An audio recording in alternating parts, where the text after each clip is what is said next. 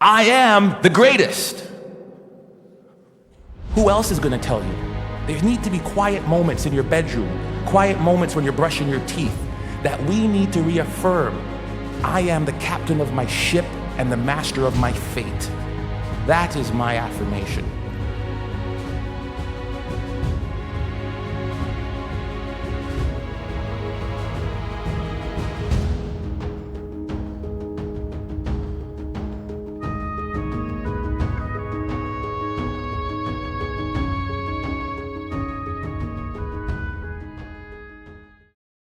In my past life as a soccer coach, once you win a national championship, everybody wants to come play for you.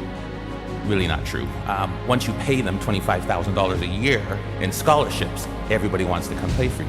And parents would always come to me and they'd say, okay, my son or my daughter wants to come play at your university. What is it that we have to do? What are you looking for? And being the Socratic professor that I am, well, what does your son or daughter do? What do they do really well that we'd be interested in? And typically their answers are, well, they've got great vision. They're really good. They can see the entire field. Or my daughter is the fastest player. There's nobody that can beat her. Or my son's got a great left foot or really, really great in the air and can head every ball. I'm like, yeah, not bad. But to be quite honest with you, those are the last things I'm looking for. The most important thing, self-confidence. Without that skill, and I use the word skill intentionally, without that skill, we are useless as a soccer player. Because when you lose sight or belief in yourself, we're done for. I use the definition of self-confidence to be the ability or the belief to believe in yourself to accomplish any task, no matter the odds, no matter the difficulty, no matter the adversity. The belief that you can accomplish it. Self-confidence. Some of you are saying, great, I don't have it, I'm so shy, I'll never do that. And you start to drag all the way down here. But I use the word skill because I believe it can be trained. And I'll show you a couple of ways in which we do. Hopefully I won't run out of time. I don't use any slides because my speech always goes here, here, or here. So we'll see which way we get to. The easiest way to build self-confidence. There's no magic button. I can't say, hey, this plane is going down. Who can fly it? Put your hand up. I can. I'm confident. Repetition. Repetition, repetition, right? What does Malcolm Gladwell call it? The 10,000 hour rule? There's no magic button. I recruited a goalie from Colombia, South America one year. Big, tall, 6'3" man. He had hands like stone. I thought he was like Flipper. Every time I throw him the ball down onto the ground, I was like, oh my God, we're in trouble. Simple solution. Get to the wall, kick a ball against the wall and catch it. Kick the ball against the wall and catch it. His goal was 350 a day for 8 months. He came back, his hands were calloused, the moisture on his hands were literally gone. He is now playing in Europe. Magic? No. Repetition, repetition, repetition. The problem is we expect to be self-confident, but we can't be unless the skill or the task we're doing is not novel, is not new to us. We want to be in a situation where we've had so much pressure in that. And what I mean, because pressure builds diamonds, we want to be in a situation where, hey, I've done this 1,000 times. I did my speech, I practiced in front of the mirror. Hey, I'm sounding good. And then I read in front of my kids and my wife. It's like, oh gosh, got a little nervous. Then I get in front of Glenn Gould, oh my goodness, I'm a little more nervous.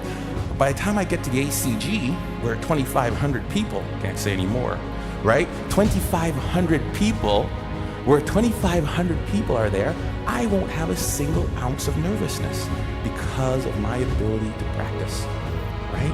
Over and over and over again. The problem with repetition is, how many of us bail after the first bit of failure? How many of us bail after the first bit of adversity? Edison was on that video. And depends who you ask, there's anywhere from 1,000 to 10,000 tries to build that light bulb. 1,000 to 10,000. J.K. Rowling should be on that video. You know how many publishers she took her Harry Potter book to? I believe the number was 12 or 13. I'm pretty confident, but after 2 or 3 no's, I'd be like, dang it. After 6 or 7, I'm like, maybe not. Definitely after 9 or 10, I'd be looking to be a soccer coach or something else beside an author, right?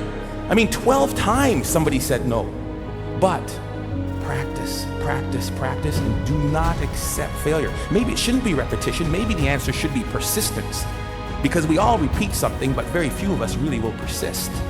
So that's one way to build self-confidence. Get out there, do what you want to do, and do not accept no. The other one is self-talk. We all have a self-talk tape that plays in our head. Anybody go shopping and put on a pair of pants this week? If you're a woman, the first thing that always comes, damn, I look fat in these pants. And if you're a man, it's the opposite. Oh God, I have no muscle, I'm so flabby, right? We all have this tape that plays in our head. As a student, if they asked me the question, it was like, oh, gee, please, professor, don't pick me. I don't know the answer. I look down, right? If you're let me tell you something, and the VP of Business Admin is here, so I shouldn't repeat this, but when they hired me as National Athletic Director, I sat in an architect's meeting, and I am about as dumb as a post when it comes to anything to do with numbers and angles. And they're like, the fundibulator valve of the architectural, what do you think, Dr. Joseph? Let me look into that for you and get back to you. Right? I was saying, oh God, please don't ask me. Please don't ask me. We all have this negative self-talk that goes in our head. Guess what? There's enough people that are telling us we can't do it, that we're not good enough. Why do we want to tell ourselves that? We know for a fact that thoughts influence actions. We saw it there with the video Sheldon, Dr. Levy showed. Right? We know that our thoughts influence actions. Why do we want to say that negative self-talk to ourselves? We need to get our own self-affirmations. Muhammad Ali, what was his self-affirmation? I am the greatest. Who else is going to tell you?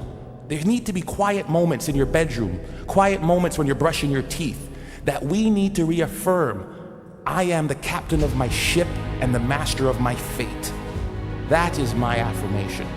I came from a school of 1,000 people. I lived in a town of 1,000 people for 15 years. There's no reason that I should be in charge of the National Athletic Department building Maple Leaf Gardens. But I am the captain of my ship and the master of my fate. If I don't say it, if I don't believe it, no one else will. How do you build self-confidence? Get away from the people who will tear you down. There's enough of that. Muhammad Ali, I am the greatest. There is no one better than me. It's a difference between hubris and ego and false pride. It's just reminding yourself in quiet, silent moments. I put it down on a list. It's right beside my mirror, right? About all the things that make me who I am. Because I make enough mistakes, and the newspapers will recognize it, and people around me will recognize it, and they'll tear me down. And pretty soon I'll begin to believe it. There was a time when my confidence was really low. There was a time when I took this job, when I came from Iowa, I don't know if I could do it. I had to bring out my self-confidence letter. A letter I wrote to myself when I was feeling good. Ivan, congratulations on getting your PhD before 40. I am 40, under? Congratulations on winning a national championship. Good job on raising 3 good kids and marrying the right woman. I wrote a letter to myself. It was my own brag sheet, my own letter about the things I was proud of. Because there are moments, and we'll all experience them in our career, in our life, in our job hunting, in our relationships, when we are not feeling good about who and what and where we are. And I had to bring out that letter and read it time and time again for a period of about 2 weeks to weather me through that storm. It was important. Stop the self-talk, the negative self-talk. If you'll watch, you'll see some athletes, they'll have a little bandage or a little brand around them. Lance Armstrong's a perfect one. What's his self-affirmation? Live Strong isn't a brand. It was to remind him of who he was. Live strong. Then it became a brand. He would move that from one arm to the next arm when doubt and fear came into his mind. Live strong. Put it on there. Let's go. We'll all have it. Replace it. 2 ways to build self-confidence. Worried about my time, I'm going to tell you one way that you can build self-confidence in others. We are coaches and educators. We are teachers. We are people who will create value in the world. And in doing that, we are critical by the nature of what we do. I am a coach. I want you to score a goal. Ball went over high. Dang it, the ball went high. Thank you, coach. I know that. Feedback tells me that. So what do? I need you to put your elbow or here. I need you to put your knee over the ball. I need you to follow through. Boom, land, great. Notice I never made it as a professional. What can we do? We fix mistakes. When I'm fixing that mistake, Johnny, this is terrible. You need to bend your knee. You need to do this. What have I done to Johnny's self-confidence? Bend your knee.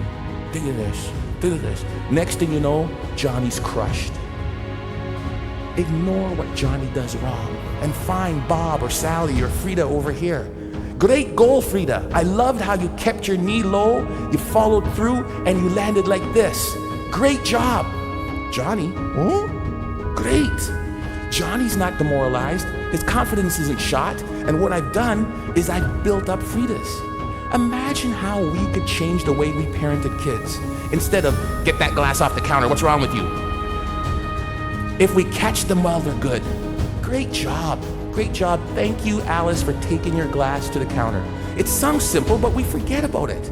Or as educators, or somebody as a team, if we manage to praise the positive behavior that we wanted to reinforce.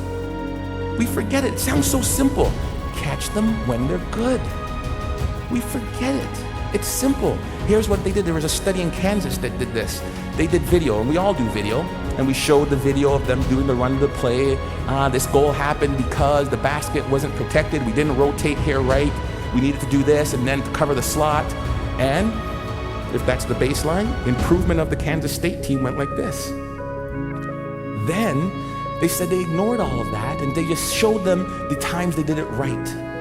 The times they did it perfect, that presented no goals, spoke to the same points. Improvement went like that. It changed and revolutionized the way we as coaches interact with our student athletes. We can apply that to the business world. We can apply that to our student group works. We can apply that to our management teams easily. Catch them when they're good. Last and certainly not least, my son is really good at this. Self-confident people interpret feedback the way they choose to. I asked my son, who is by the far terrible athlete, gets it from his dad. Games, they win 5-0. How was the game? Oh, great. I scored 3 goals. I got 2 assists. I'm like, I did not see him touch the puck. But he has his own perception of how he did. I love it. Right? I'm that guy. I'm like, I remember when I was taking when I met my wife, it was in the comments. Polly, would you like to go to the movies? Ladies, dingle, dingle, dingle. And she goes, no. I ask her again, because I think that she just hasn't seen me in the right light. Maybe that's not the wrong shirt on, right? Because I'm interpreting that the way I want to interpret it. Finally, I ask her out again. She gives me this one comment, right? Or she sent it through her friend, because that's the way you did it back then. She wouldn't date you unless it was the last person on Earth. The hell was freezing over. There was a small chance we had to save the planet Earth. Some people's like, there's no chance. I'm like, you're saying there's a chance. Right? Because that's how I'm going to interpret it. If I could give you one thing to take from this, it is, no one will believe in you unless you do. Listen to the words of that video. Here's to the crazy ones, the misfits, the rebels, the troublemakers, the round pegs and the square holes. We're supposed to be different, folks. And when people look at us, believe in yourself. Thank you.